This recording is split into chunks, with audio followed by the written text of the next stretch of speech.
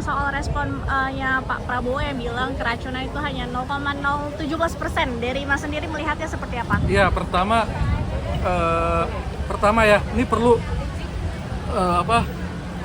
direnungkan ya, para pejabat publik, bahwa omongan pejabat publik, omongan bapak-bapak, ibu-ibu pejabat publik itu kami dengar loh, dan kami juga merasakan gitu. Kami juga merasakan kekecewaan dan rasa kok begini ya, kok hanya dihitung dengan angka, hanya dihitung dengan statistik angka aja. Padahal ya kasus keracunan itu laten.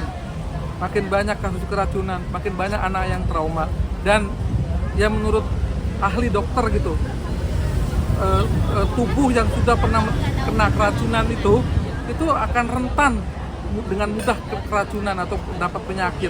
Sakit loh Pak, 8.000 itu ya, yang 0,017% itu akhirnya mereka lah anak-anak yang memiliki kerentanan untuk keracunan.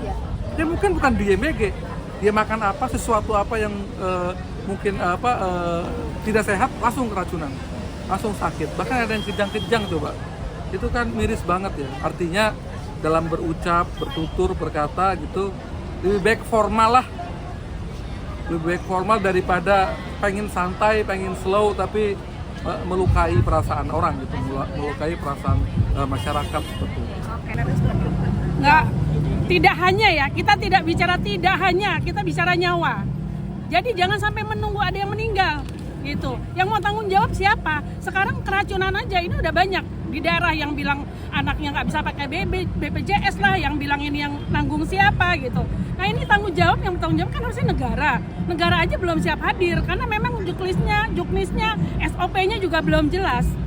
Apakah dulu terpikir kalau misalnya keracunan siapa nih yang bertanggung jawab? Biayanya dari mana? Buktinya sampai kemarin aja itu masih simpang siur beritanya kan, karena masih gagap. Pemda yang di daerah itu juga masih belum jelas. Kadang-kadang pihak rumah sakit, pihak sekolah yang diminta tuntutan pertanggungjawaban sama orang tua murid. Ini kan salah gitu. Nah makanya jangan bicara hanya sekian persen, hanya sekian orang. Kita berbicara nyawa, satu anak sangat berharga, anak Indonesia. Ya.